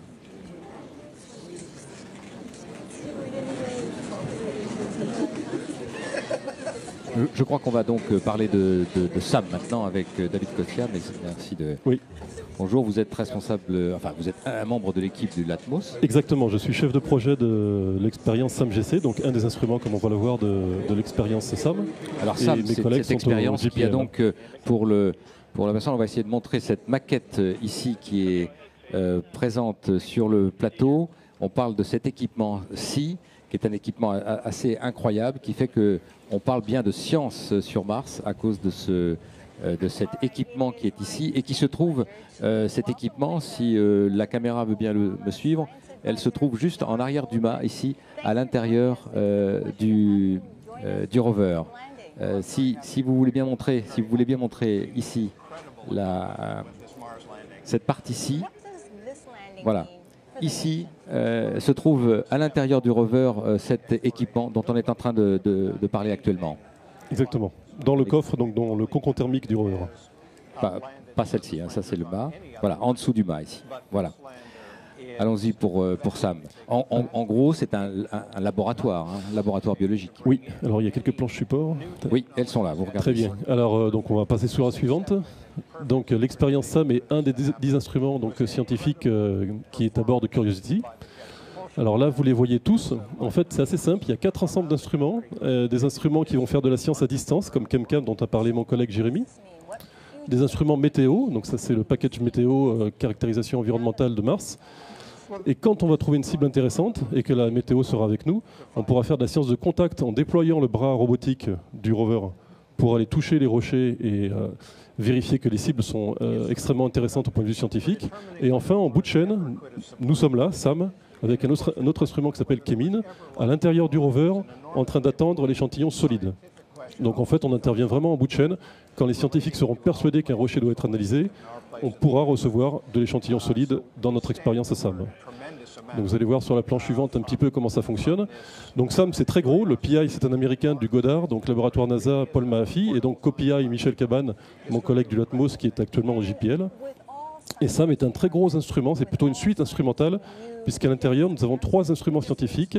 Un spectrolaser dont l'acronyme est TLS, qui va aller mesurer très précisément 3 molécules clés de l'exploration scientifique martienne, que sont le méthane, le dioxyde de carbone et la vapeur d'eau. Et un ensemble que je vais détailler aujourd'hui, donc JCMS, chromatographie couplée à spectrométrie de masse, on va en parler en détail. Et vous voyez un petit peu la taille de l'instrument. Une petite information comparée à Viking, qui est également un JCMS sur Mars et qui n'avait pas détecté de composés organiques. Il y a quand même quelques plus. On chauffe plus fort jusqu'à 1000 degrés, donc on a l'espoir de casser davantage la roche pour générer de la phase gazeuse plus intéressante. On a également de la chimie humide, donc on a embarqué des petits réactifs chimiques qui vont permettre d'extraire l'information de la roche. Et également, on a 74 fours, ça veut dire que tout au long de la mission, on est capable d'analyser 74 fois le sol martien. Voilà. Donc en principe, ce sera fini. À un moment donné, SAM ne peut plus fonctionner. SAM ne pourra plus fonctionner en mode analyse du sol, par contre, pourra toujours fonctionner en analyse atmosphérique. D'accord. Alors, planche suivante. Alors voilà à quoi ça ressemble physiquement SAM. Vous avez donc la maquette devant vos yeux ici. Alors c'est un très gros instrument, c'est plus de 40 kg, c'est la moitié de tous les instruments scientifiques qui se trouvent à bord. Et donc, on voit le spectromètre laser TLS, le gaz chromatographe qui est la participation française que nous avons fournie à la NASA, JC, et le spectromètre de masse, QMS, pour Quadruple Mass Spectrometer. Un autre élément intéressant, c'est le carrousel qui s'appelle SMS. Ce que vous voyez ici, ce sont les 72 petits fours qui vont recevoir l'échantillon martien déposé par le bras robotique dans les 2 entrées d'échantillons solides que vous verrez sur le dessus du rover.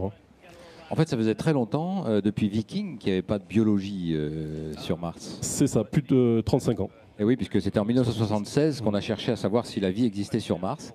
Et depuis, eh bien, il n'y avait rien eu. Et là, SAM est un instrument extrêmement complexe, en fait. Ça doit être extrêmement difficile de faire un instrument de ce type extrêmement compact et qui doit, dans le rover, subir les étapes qu'il a subies là. Complètement, oui. On va le voir par la suite au niveau de la complexité. Vous attendez quoi au niveau de la santé de SAM? La santé de SAM est-elle bonne? Le savez-vous et quand saurez-vous? Alors, nous avons eu 2 allumages de l'instrument pendant la croisière. Donc alors, on ne parle pas du chimpanzé SAM, hein, parce que c'est vrai que la santé de SAM, il s'agit en fait d'un instrument, évidemment. Vous savez quand même, comment savez-vous qu'il fonctionne bien? Il y a combien de paramètres de capteurs qui vous permettent de savoir que tout fonctionne? Alors, nous avons par exemple à bord, pour donner un exemple, plus de 50 sondes de température. Il y a 10 cartes électroniques et à chaque fois que nous mettrons en route l'instrument, en fait, nous recevons de la télémétrie sur Terre qui nous permet de savoir que tous les éléments sont en bonne santé. Et quand saurez-vous ça à peu près? Nous saurons ça dans une dizaine de jours. On va le voir sur une planche suivante. D'accord. Alors les modes de mesure, là je vais aller plutôt vite. Vous voyez qu'il y a toute une partie atmosphérique, donc SAM est capable d'analyser l'atmosphère. On a prévu de faire à peu près 2 analyses atmosphériques tous les mois, mais bien sûr ça dépend des scientifiques qui vont commander le rover. Et sur la gauche de cette planche, vous voyez toute la partie analyse du sol martien. Donc là aussi, il y a différents modes. Pour faire simple, 3 modes principaux. On prélève du sol en analyse par pyrolyse, en chauffant le sol. Ou bien, on rajoute un peu de réactif liquide. Donc ça aussi, c'est une première. Ça n'a jamais été fait sur Mars, ni ailleurs d'ailleurs, pour le côté spatial. Ou bien, on fait de la combustion. Ça veut dire qu'on va rajouter de l'oxygène à l'échantillon pour le brûler et analyser les gaz de combustion. D'accord. Donc là, évidemment, et bienvenue à nos internautes s'ils sont arrivés en cours d'émission. En fait, je rappelle que le rover Curiosity s'est bien posé, il a déjà montré des images, il paraît en bonne santé apparente en tout cas, et nous sommes à la Cité de l'Espace à Toulouse et nous faisons une émission en fait en coopération avec le CNES, l'IRAP, l'OMP et le LATMOS. Eh bien, merci d'être là pour le LATMOS d'ailleurs, parce que vous êtes dans la région parisienne. Vous êtes sur l'université. Alors, plusieurs universités, mais différents sites en région parisienne, oui, 3 laboratoires. D'accord. Diapo suivante peut-être? Oui. Alors, bon, là, je vais aller vite là-dessus. Ça, c'est un gaz chromatographe. Je vais vous détailler un peu la technique. Qu'est-ce qu'on attend de cet instrument SAM sur Mars?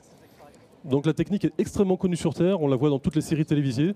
Donc, sur Terre, ça ressemble à des gros instruments comme ça. De gaz chromatographie. Donc on peut commencer l'animation peut-être sur la diapo. Ah, s'il y a l'animation. Il y en a pas. C'est pas très grave, je vais le décrire. Donc grosso modo sur ces analyseurs de laboratoire, le laborantin en fait va piquer à la seringue, on va revenir sur la diapo précédente. Donc le laborantin va piquer à la seringue pour injecter un produit. Le produit va passer dans une colonne pour avoir une séparation moléculaire. Oui. Les molécules sont toutes injectées en même temps, mais par contre elles vont sortir séparées au cours du temps. Et à la sortie, on a un détecteur qui s'appelle un spectromètre de masse qui va analyser les molécules. Donc ça, c'était le point de départ, c'est ce qui existe sur Terre. On va voir sur les diapos suivantes. La difficulté, c'est d'arriver à le faire sur Mars, dans un volume extrêmement réduit. Volume réduit, masse réduite et consommation électrique minimisée. Alors pour information, nous sommes à peu près, nous sommes pas très loin d'Amélie à la Cité de l'Espace à suivre ce qui s'est passé au JPL. Et il y a plus de 10 000 personnes qui nous regardent sur Internet. Actuellement, donc c'est tout de même énorme. On voit bien qu'il y a un intérêt très profond pour l'exploration spatiale et en tout cas pour des moments forts aussi de l'exploration qui sont des moments de techno. Mais là, on est déjà en train de parler de science puisque maintenant, depuis maintenant 20-25 minutes, selon mes sources, il doit être 3 heures de l'après-midi sur le Gale cratère où il s'est posé, puisqu'il a dû se poser au bon endroit. On le saura aussi très rapidement, mais enfin en principe, ils avaient l'air confiants. Il a dû se poser au bon endroit. Et donc, il est 3 heures de l'après-midi sur Mars. Et il est 7h56. Olivier Sanguy au JPL nous disait bonsoir. Il a oublié que nous, c'est bonjour. Bien, on continue juste pour terminer sur SAM, donc sur ce laboratoire que j'espère fonctionnera bien dans quelques jours. Oui. Alors, voilà vraiment les signaux scientifiques que l'on espère obtenir sur Mars. Alors, vous voyez un chromatogramme. Ça se présente sous forme de pic. Et simplement, chaque pic représente une molécule qui a été séparée par le système. Et les scientifiques sauront, par exemple, que la molécule qui est sortie à 22,4 minutes est de la valine, Donc ça, on le sait d'après la forme du pic, le temps de rétention et puis l'air de ce pic. Et le spectromètre de masse, lui, va aller casser la molécule en différents petits fragments, comme un puzzle, pour faire une identification beaucoup plus précise et sensible. Alors, on ne saura pas si la vie existe a priori, mais on saura quelles sont les conditions qui ont régné ou si la condition d'habitabilité était réunie. Oui, alors par exemple, pour SAM, en fait, on va faire un inventaire des organiques.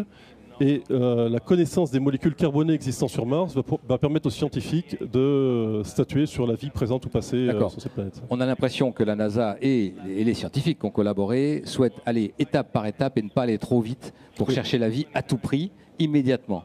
On cherche d'abord à avancer pour être certain. L'expérience Viking a montré que c'était peut-être trop compliqué d'aller trop vite pour prouver qu'on a la vie sur Mars. Le slogan de Curiosity et de la mission MSL, c'est Tracking the Carbon. Donc on va rechercher le carbone et ensuite on fera des modèles pour essayer de comprendre les sources de ce carbone. Alors merci beaucoup David Cossia. Et puis on croise les doigts aussi maintenant pour l'équipement SAM, mais non plus pour Curiosity, dont apparemment la santé est bonne.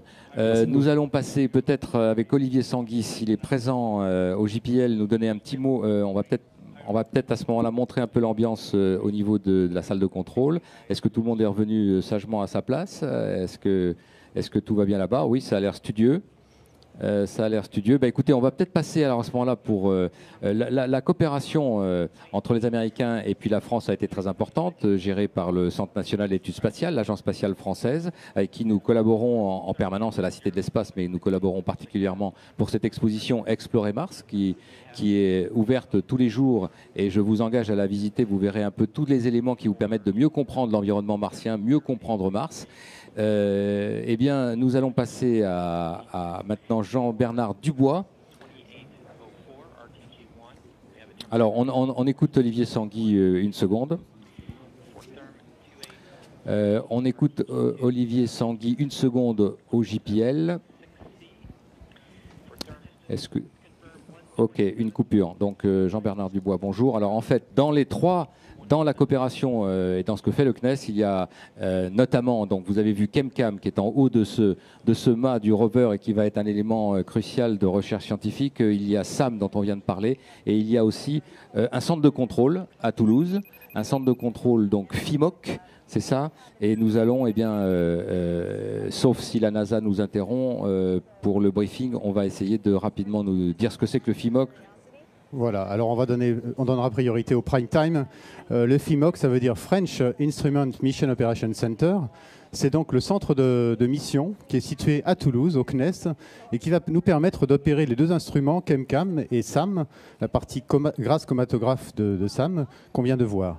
Donc sur le transparent d'après, on va pouvoir se donner une idée. Donc le FIMOC, c'est ce centre d'opération et qui va avoir en particulier pour rôle de faire travailler les scientifiques directement avec leurs instruments.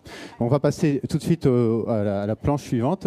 Donc on voit que le robot, le rover, et donc envoie des informations et reçoit des informations de la Terre via les orbiteurs dont on a parlé tout à l'heure et via le Deep Space Network. Et tout ça aboutit au JPL aujourd'hui pendant 90 jours. C'est le JPL qui va opérer les instruments, mais au bout de 90 jours, tout va être fait depuis le FIMOC. Alors, on écoute maintenant Olivier Sanguy qui est avec Sylvestre Maurice qui doit souffler parce que je l'ai eu plusieurs fois. Sylvestre, bonjour. Fantastique. Ouais, Sylvestre Maurice, le COPI, donc l'instrument ChemCam. Ouais, écoutez, Sylvestre, comment tu vas? Tu vas mieux? Oui, je vais mieux, je respire. C'est dur, ça a été extrêmement tendu. Un mélange de sérénité. Les gens du JPL, bon, je vous l'ai déjà dit, sont les meilleurs. On n'est pas inquiets, mais c'était quand même tendu. Et en même temps, ils avaient joué le grand jeu. Enfin, l'événement média, vraiment le plus grand de la NASA depuis l'arrivée de l'homme sur la Lune. Ici, vous vous rendez pas compte. Ça dira quelque chose plutôt à mes enfants qui sont avec vous.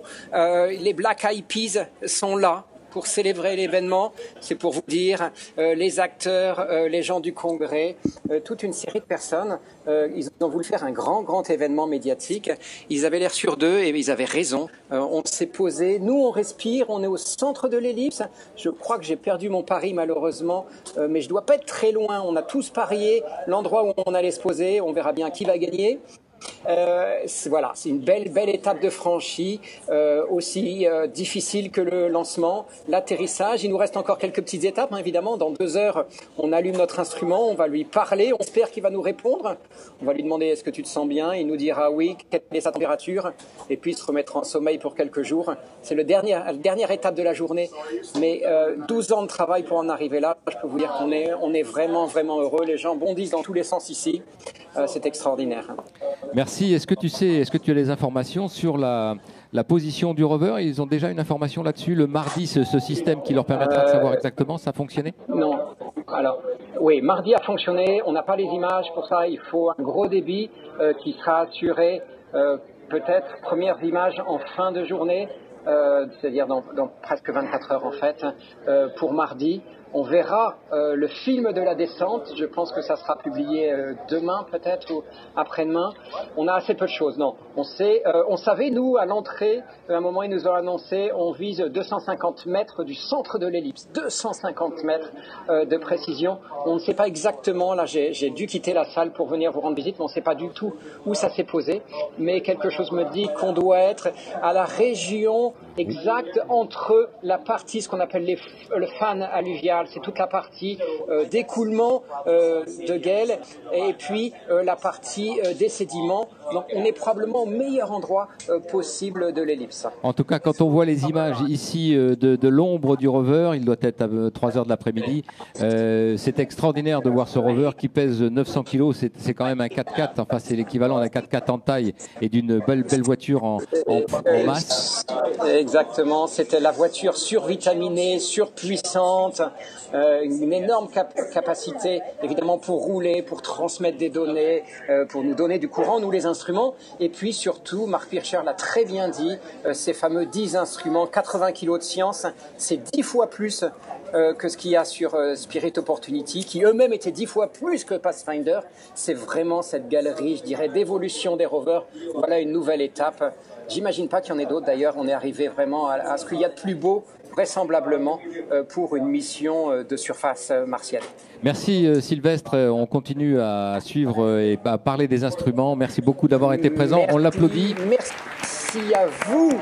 Merci à vous d'avoir à la fois le CNES, à la fois la Cité. Je crois que je l'ai dit en introduction, un petit message pour vous. C'est tellement bon. Vous savez, pour construire cet instrument ChemCam, il y a eu plus de 120 personnes qui ont participé. Et ces 120 personnes ne sont pas toutes ici. Une grande majorité sont dans vos salles de la Cité. Donc c'est en priorité tous ces gens que je voudrais saluer qui ont construit l'instrument, bravo à eux. Des laboratoires, de l'IRAP, c'est eux qu'il faut féliciter. Et bien sûr le CNES qui nous accompagne. Et puis je crois que je peux parler aussi pour les gens du LATMOS, c'est-à-dire du laboratoire de Paris pour l'instrument SAM. Eux aussi, ils vous suivent, ils suivent ces émissions. Tout le monde est vraiment content. Donc merci, c'est un effort collectif franco-américain et à l'intérieur de la France, les laboratoires, les universités, le CNES, la Cité. Grand merci. À très bientôt. À très bientôt, Sylvestre. Merci beaucoup. Merci beaucoup. Sylvestre qui va comme beaucoup d'autres là vivre en temps martien pendant un certain nombre de temps. Donc justement le FIMOC, on termine sur ça. Comment vous allez vivre finalement d'abord un peu avec le JPL, en liaison avec le JPL, puis ensuite vous vivrez la vie à Toulouse martienne? Non, ce sera une vie exactement. C'est d'ailleurs ce qu'on voit sur la planche suivante. Ce qui est important, c'est que les journées martiennes sont presque comme des journées terrestres, mais un petit peu plus longues. Ça va rendre les choses difficiles pour les opérateurs puisque les journées vont durer plus de 24 heures.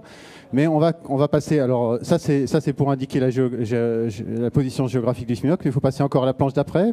Non, d'après. Encore après.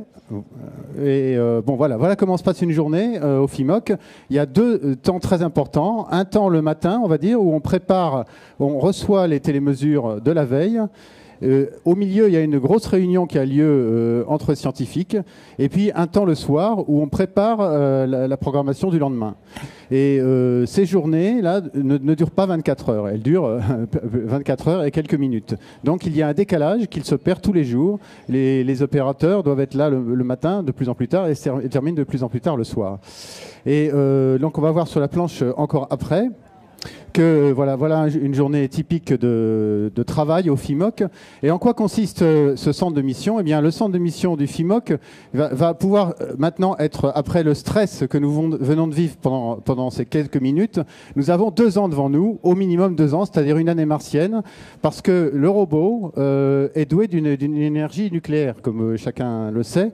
Donc, nous avons des réserves d'énergie, mais ces 2 ans, il va falloir les gérer très attentivement, parce que la surface martienne est dangereuse et parce que les données scientifiques sont très précieuses. Donc, on ne va programmer des tirs que à bon escient, et on va utiliser les tirs de la veille chaque jour pour le lendemain en fonction de ce qu'on aura mesuré. Et on décidera l'avancement du robot. On a dit qu'il pouvait avancer d'une centaine de mètres par jour, mais il n'avance que si ça ne vaut le coup qu'il avance, bien sûr. Il doit y avoir tellement de monde et c'est difficile de décider, de choisir d'aller là, d'aller là, d'aller là. Donc il y a tout un système qui permet dans la journée de décider. Voilà, et ce système est très complexe, puisque, j'allais dire malheureusement, mais c'est qu'il n'y a pas que 2 instruments sur ce rover, il y en a beaucoup. Et donc c'est pour ça qu'il y a une grosse animation qui a lieu en milieu de journée, où il y a une conférence de tous les scientifiques qui décident ensemble ce que va être le programme de travail du lendemain. Ok, ben nous sommes à un petit quart d'heure de la fin de la première partie, en tout cas de notre émission, qui consistait à surtout vivre en direct cette émotion de l'atterrissage du rover. Nous sommes en ce moment, tout prêts d'avoir Olivier Sanguy encore en ligne pour faire un petit point avant de discuter un petit peu avec le CNES de ce qui se passe de son côté. Donc Olivier, comment ça se passe au JPL? Écoutez, vous entendez? Voilà, des applaudissements. Tout simplement, l'équipe du rover, les gens qui vont venir faire une conférence pour la NASA viennent de rentrer dans la salle, et donc spontanément, tout le monde les a applaudis. On a entendu même un peu des cris. Il y a notamment M. Gernsmeyer, qui est administrateur associé de la NASA. Et là, il y a véritablement une ambiance comme si une famille venait de recevoir une bonne nouvelle. On a l'impression que, par exemple, des grands-parents, des cousins viennent d'apprendre que le petit dernier est né, qu'il est en bonne santé, que la maman se porte bien. C'est cette ambiance-là qui règne au JPL ce soir. Merci beaucoup Olivier. Je crois que c'était vraiment un moment attendu. Je vois la sonde Voyager derrière toi là-bas. C'est la sonde Voyager qui va fêter ses 35 ans de voyage dans l'espace. Voilà. Voilà, celle-ci, la sonde Voyager 1 et Voyager 2, il y en a 2 comme ça. Et elles sont depuis 35 ans dans l'espace, et elles envoient encore des données, dont des données il y a quelques jours, 28 juillet, très importantes sur les confins du système solaire. Elle va bientôt passer, on sent que on commence à passer avec les sondes Voyager dans le milieu interstellaire. On est toujours prêt, on est toujours à moins d'1 jour-lumière du Soleil, bien entendu. On est encore dans le système solaire au sens large, et on est très peu. Il faudrait 20 000 ans à 25 000 ans à la sonde Voyager pour se retrouver tout près d'une étoile, si c'était le cas. Donc ce n'est pas du voyage interstellaire. Par contre, le milieu interstellaire, lui, on commence à le toucher avec les sondes Voyager, mais c'est 35 ans après. La technologie qui permet de fonctionner pendant 35 ans, c'est la même qu'il y a sur le rover Curiosity, c'est-à-dire une pile avec un matériau nucléaire qui permet de chauffer, de créer un différentiel et qui permet de créer de l'électricité. C'est quand même des systèmes qui sont très performants. On espère que Curiosity pourra en bénéficier très longtemps, voire 10 ans, voire peut-être plus. Tout à fait. C'est ce qu'avait d'ailleurs dit John Grunsfeld ce matin. C'est qu'à chaque étape, même quand il y a un échec, on apprend. Et il avait clairement dit que Curiosity, qu'il soit un succès ou un échec, on apprendrait. Évidemment, c'est un succès, donc on va en gros disposer d'un nouveau moyen de se poser sur Mars. Et John Grunsfeld, qui je rappelle est administrateur, mais aussi administrateur associé pour la science, a clairement dit que le système d'atterrissage de Curiosity pourrait être utilisé sur d'autres destinations. Donc aujourd'hui, l'humanité se retrouve avec un nouveau système d'atterrissage sur les planètes ou les lunes des planètes. Merci Olivier. Il faut savoir qu'on a eu plus de 40 000 connexions sur Internet. Donc c'est énorme parce que 40 000, on est habitué à quelques milliers régulièrement lorsqu'on fait nos directs avec Olivier autour de lancements spatiaux ou d'événements spatiaux. Mais manifestement, on est passé d'un facteur 10, un peu le même facteur qu'il y a entre Spirit et Opportunity pour la science et Curiosity. Au lieu de 6 kilos, on fait 80 kilos. Et bien là, on a multiplié par 10, nous, les connexions. Merci Jean-Bernard Eh bien, j'espère que ça se passera bien pour le FIMOC et qu'à Toulouse, on viendra vous voir pour savoir comment se porte Chemcam et surtout quelles sont les analyses scientifiques qui peuvent être faites. Oui, je voulais signaler que comme il y a beaucoup de scientifiques dans la salle et beaucoup de scientifiques aux États-Unis, de même, il y a des ingénieurs du FIMOC qui sont parmi nous et qui ont produit un travail énorme pour préparer le centre de mission et qui sera opérationnel dès aujourd'hui. Donc merci à eux et bravo à tous ceux qui ont travaillé pour préparer l'exploitation des données scientifiques du rover. Merci Jean-Bernard. On va passer la parole à Marc Pircher, je crois, parce qu'on est quand même très heureux d'avoir collaboré, bien sûr, pour cette exposition ici à la Cité de l'Espace Explorer Mars. On a collaboré pour ce matin. On continue d'ailleurs, on va continuer encore pendant 1 heure ou 2. Mais c'est quand même super de pouvoir voir ces images de Mars avec ce rover posé sur Mars. C'est incroyable. Oui, c'est absolument fascinant de voir qu'on arrive à avoir des images à plusieurs millions de kilomètres et puis même si c'est de la basse résolution, pour nous c'est tout aussi émouvant. Ouais. Et Mars Odyssey qui a été lancé il y a une dizaine d'années, qui marche encore alors qu'il était prévu pour 3 ans et qui nous relaie ces informations. Donc ça permet à tous de bien confirmer la bonne position. C'est bien parce qu'il n'est pas posé sur le côté quand même. Hein. Donc on a une bonne position du rover et comme le disait Sylvestre tout à l'heure, on va mettre en œuvre les équipements et on va voir un petit peu comment ils répondent. Et ça, c'est aussi une émotion pour tout le monde. Donc là aussi, tous ceux qui sont venus, je pense que vous êtes tous concernés, et tous concernés par le fait que l'aventure martienne, elle a démarré en 1960, première fois qu'on a essayé. Enfin, quand je dis on, c'est le monde du spatial. Et puis, ça va continuer encore pendant des décennies. Et je crois que ça a marqué une pierre dans la connaissance de Mars, parce que je suis absolument persuadé qu'il y aura le avant et le après Curiosity, puisque ensuite toute la préparation et je dirais la roadmap de ce qu'on va faire derrière va être conditionnée par ce qu'on va découvrir grâce à Curiosity. Donc c'est un grand moment. Alors on va écouter, avant de terminer cette partie d'émission, on va passer au JPL avec Francis Rocard du CNES, qui est le responsable scientifique. Francis. Voilà, donc Francis Rocard du CNES peut intervenir rapidement maintenant, puisqu'on va après écouter... Donc Francis Rocard. Oui, écoutez, ici au JPL, l'excitation est totale. On a vécu ces moments très très forts. Il y avait une tension dans les salles qui était absolument énorme. Et puis l'explosion de joie à l'atterrissage, tout s'est passé absolument comme prévu. Et j'ai cru comprendre qu'on s'était posé à 250 mètres du point prévu, ce qui est assez extraordinaire. Donc énorme succès pour le JPL et pour l'exploration de Mars, bien sûr. Oui, c'est véritablement extraordinaire. Est-ce que Marc voulait poser une question à Francis? Toulouse, vous m'entendez? Oui, Francis, tu m'entends? C'est Marc Pircher, là. Dis-moi, les scientifiques là, au niveau du JPL, ils sont prêts à regarder les données à partir de quand? Alors, pour ce qui est de Chemcam, ils ont un test fonctionnel de l'instrument, je crois, dès demain. Par contre, le premier tir laser est attendu dans une dizaine de jours. Et Sam devrait fonctionner peut-être dans 15 jours, 3 semaines. Donc il va falloir un peu être patient avant de Francis, pour nos instruments, on les connaît bien, mais le premier instrument des 10, là, parmi les 10, lequel va se mettre en route et va avoir des données le plus vite? Le premier instrument, ça va être le mât qui va être dressé et donc un panorama du site qui va être vraiment les premières données très intéressantes pour savoir où on est et comment l'exploration va démarrer. De toute façon, le rover ne va pas bouger avant fort longtemps puisque tout ce qui est fait n'est plus à faire et ils vont essayer de faire le maximum sur place avant même de bouger et ensuite seulement commencera l'exploration proprement dite avec le déplacement du rover. Merci. Merci Francis. On a eu la chance, on ne savait pas du tout si on arriverait à avoir autant de liaisons avec le JPL, mais enfin ça s'est bien passé. Merci Francis et puis on souhaite merci Olivier pour cette première partie d'émission. Je remercie tous ceux qui ont contribué évidemment à la réalisation de cette liaison qui a permis de savoir ce qui se passait ce matin en direct. Je voudrais tout de même peut-être remercier aussi au-delà de...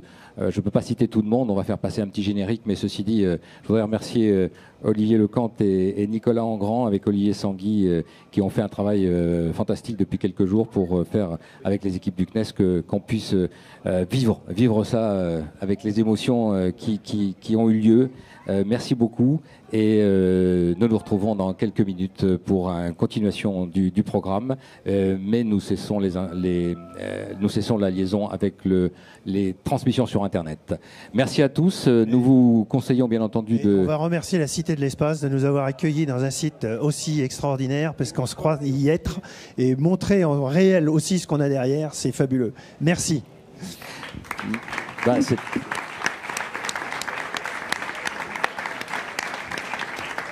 On y croit vraiment, on avait envie de le vivre autant que vous et on sait aussi toute la passion qu'ont le public qui vient ici et qui, grâce à la Cité de l'Espace, à nous, à notre travail, permet la médiation et permet de comprendre ce qu'est l'espace. Merci beaucoup. À bientôt.